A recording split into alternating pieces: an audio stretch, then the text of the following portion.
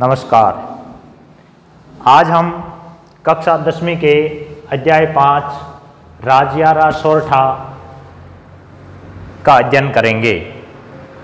इसमें कवि ने 3 सोरठे जो बताए हैं उसमें नीतिगत बातें बताते हुए लिखते हैं कि खड़ गुड़ अण खूंताय एक भाव कर आदरे ते नगरी हूताय रोई आछी राजिया। दूसरे सोरठे में बताया है गण गण संबल घाय ने फूटे पहाड़ निवड़ जड़ कोमल भिद जाय राय पड़े जद राजिया। तीसरे सोरठे में कहते हैं कि पै मीठा कर पाक, पै मीठा कर पाक जो इमरत सींच जिए उर कड़वई आक रंच ने मुके राजिया। तो इन सोरठों की व्याख्या करने से पूर्व हम इनके शब्दार्थ तो ध्यान में करते हैं। शब्दार्थों में कवि बता रहा है कि जैसे खड़ यानी कि तिलन का तेल निकालने के बाद जो बचा हुआ तलछट भूसी के रूप में रहता है उसे खड़ कहते हैं, जो जानवरों को खिलाया जाता है। गुड़ यानी गुड़। पाक का अर्थ होता है पकाना। खूंताई यानी भूसी या छानन। आदरे सम्मान करना, आदर करना। रोही का मतलब होता है निर्जन, बिना किसी कोलाल के सुनसान जो जंगल निर्जन। गण गण गने बहुत से सबल लोय यानी कि गण का मतलब बहुत से कह सकते हैं, गन्ना कह सकते हैं, गहरा कह सकते हैं। सबल का मतलब होता है एक लोहे की छड़ या फिर बड़ा हथौड़ा। गाव यानी चोट। नह यानी नहीं। निवड़ यानी कठोर। बिद जाना का मतलब होता है बेदना या उसमें प्रवेश करना। राय का मतलब होता है दरार। जद का मतलब होता है जब। पे दूध या जल। पे का मतलब होता है दूध या जल। इमरत का मतलब होता है अमृत।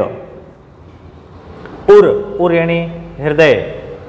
कड़वाई का मतलब होता है कड़वाहट। रंच का मतलब होता है थोड़ा भी, तनिक। और मुक्के का मतलब होता है कम होना। तो इस प्रकार ये शब्दार्थ हैं। अब हम इन सोरठों के संदर्भ व प्रसंग के बारे में बात करते हैं। तो पहला पॉइंट है संदर्भ व प्रसंग।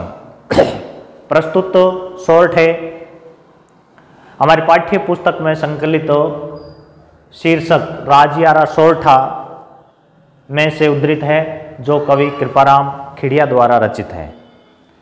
प्रथम सोरठे में कवि ने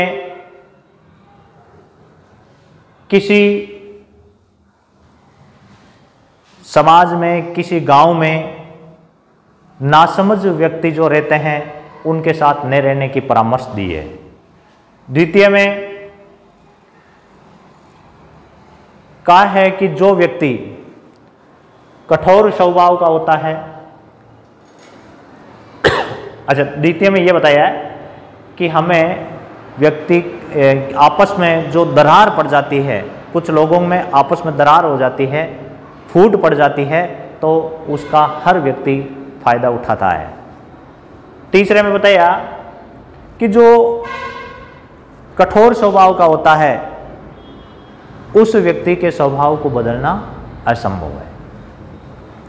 व्याख्या में कह रहा कवि कि खड़ गुड़ अण खूंताय एक भाव कर आदरे ते नगरी हूताय रोई आछी राजिया।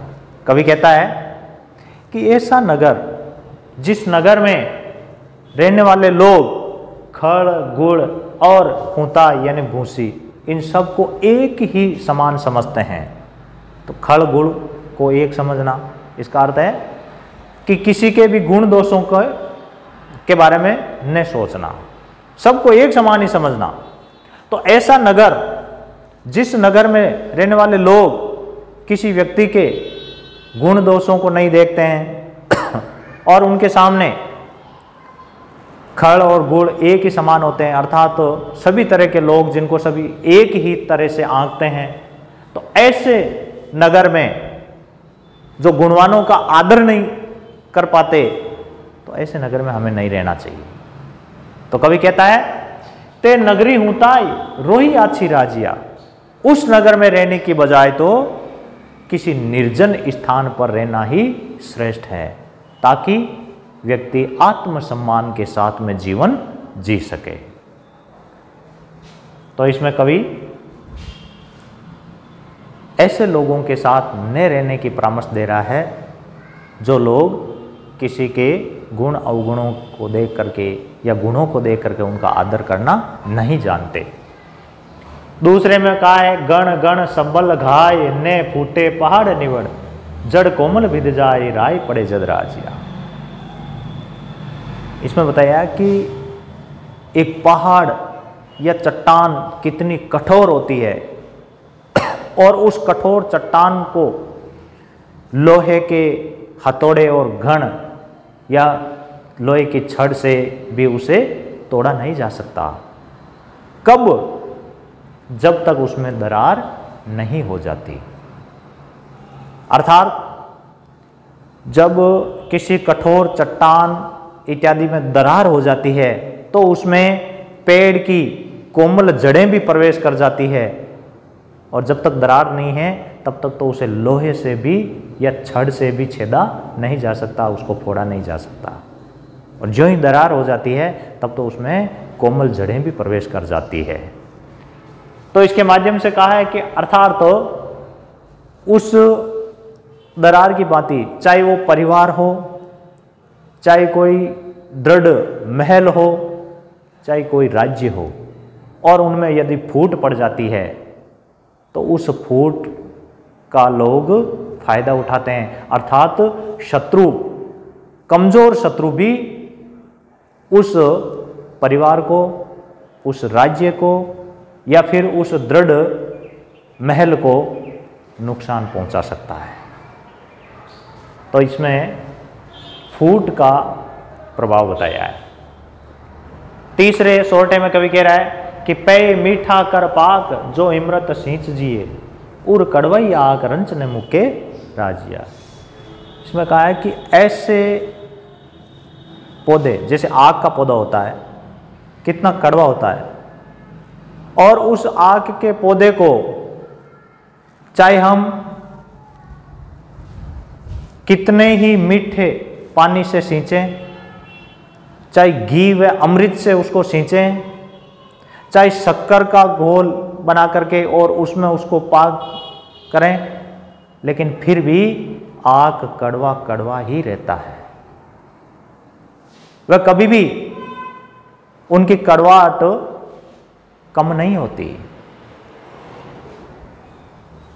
और कवि इसके माध्यम से कहना चाहता है कि अर्थात कोई व्यक्ति जिसका स्वभाव कुटिल है